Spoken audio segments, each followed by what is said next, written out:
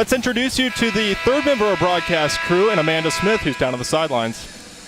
Thank you, Tyler. Well, Ball State assistant coach Ryan Patterson said they are going to have to compete for 40 minutes today because Akron's play style is fast and precise. They sprint up and down the floor, and he said that the Cardinals aren't going to be able to celebrate after made baskets or sleep on plays. They're going to have to get back on defense because if they don't, it's going to be a long day of easy layups and wide open threes for the Zip. So we can expect to see a pretty up-tempo game today, Tyler, knowing that's been Akron's sort of style now for the past 6 years. Joel, you mentioned the strength of Michael Weathers. This is a guy that leads his team in assists, steals, blocks, offensive rebounds, and scoring. Now, knowing that, James Whitford said he's the type of player you have to defend at all levels because there's not one specific area of the game where he stands out. He can drive to the rim, he can shoot threes, and he has the ability to make plays for his team. Now, he told me he defines him as an elite playmaker, passer, and defender, and he said that tonight he's looking for his team in Ball State to make Miami play on the glass, grabbing offensive rebounds, but not giving up second chance shots on the other end. Tyler, Ball State with the lead right now, but Ryan Patterson telling me they need to do a better job of getting out on shooters and not allowing them to drive into the lane. Now, we saw Renee Bennett on the bench for most of the first half, and that's something that Ball State thought that they were going to be able to use to their advantage. She's got 4 inches on Akron's tallest player, so he said hopefully having her back in the second, they'll be able to feed it into her some more and get some momentum going coming up. Thank you, guys. Well, I talked with Ball State head coach James Whitford, and he said he's concerned about his team's ability to slow down Eastern Kentucky's offense, specifically Asante Gist and Nick Mayo, knowing how effective they are coming off of that pick and roll. Now, he said containing Mayo is going to be a team effort because he's a guy that can do it all. He can shoot the three, he can post up, and he can drive. So his plan is to have multiple guys guard him today, try and limit his team's fouls and keep Mayo off the boards. One more note, guys, Tajay Teague had a little bump to the head in practice the other day, so we will not see him on the court. Coach, you had told me you didn't know if you guys would win today without a big game from Renee Bennett. We didn't see many minutes from her in the first half, so how were you able to adjust your game plan? Well, she got in foul trouble. I don't know if it's all her fault or not. I'll have to watch it on film, but Morgan Glatchett came in and gave us a huge lift there in the first half and played really well. Franny, I thought, came in. Destiny came in, played well. Jill hit some threes, so we did it a little bit different. Clearly, Carmen played well.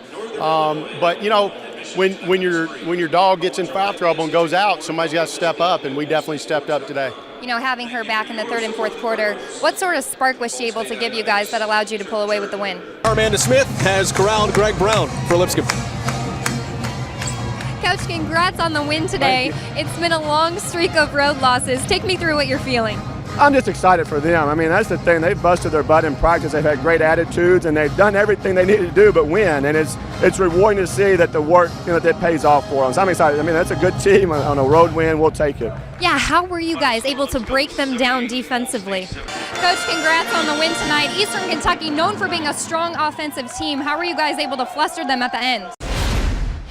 Well, Jimmy Johnson was able to break a 6-race streak of failing to finish in the top 10 this past weekend in Indy. The 48 team placed third, locking themselves into the chase. But it's a different story for Johnson's teammate Dale Earnhardt Jr. Now, obviously, he is still not running due to concussion-like symptoms. So you've got 4-time Cup champ Jeff Gordon, who comes into the Brickyard, places 13th, and that knocks Jr. out of the chase. So the question now isn't just when or even if Dale Jr. will return, but can the 88 car make up those lost points and jump back up in the chase standings? Their next shot will be with Gordon back in the car this weekend at Pocono Raceway. Welcome on back into NASCAR Race Hub. Let's take a look at the chase standings. Now, all the guys in yellow have won at least one race this season. Kyle Larson right there on the edge in 16th. And that could make this next page a little messy. Now, on the left, that's the current next 12, but on the right, we've thrown Chris Buescher into the mix. 2 back-to-back top 10 finishes for Jamie McMurray. He placed 7th at Kentucky and 6th this past weekend in New Hampshire. Now, with that finish, he was able to jump ahead of Dale Jr. in the chase standings to 14th. Dale Jr. obviously not running right now due to concussion-like symptoms, so the one team being able to take advantage of him being out of the car. Now, McMurray has yet to win a Sprint Cup Series race this year, but Indy could be his track.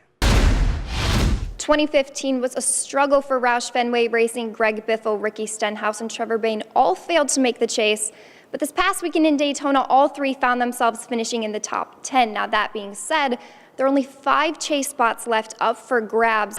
Tyler, we've seen Renee Bennett go up with that little jumper from the block over and over again here in the second half after not playing much in the first. Now, Brady Salih told me he's so proud of her because this game didn't always come easy. He told me coming out of high school, she battled confidence issues with her ability to play at this level, and he said, you know, looking at her, she's perfect for this sport, but it took her a little bit to see that in herself. Now, I asked him where he thought that sort of confidence has come from, and he told me just by practicing day in and day out, proving to herself that she can compete with the best of them, it's continued to rise.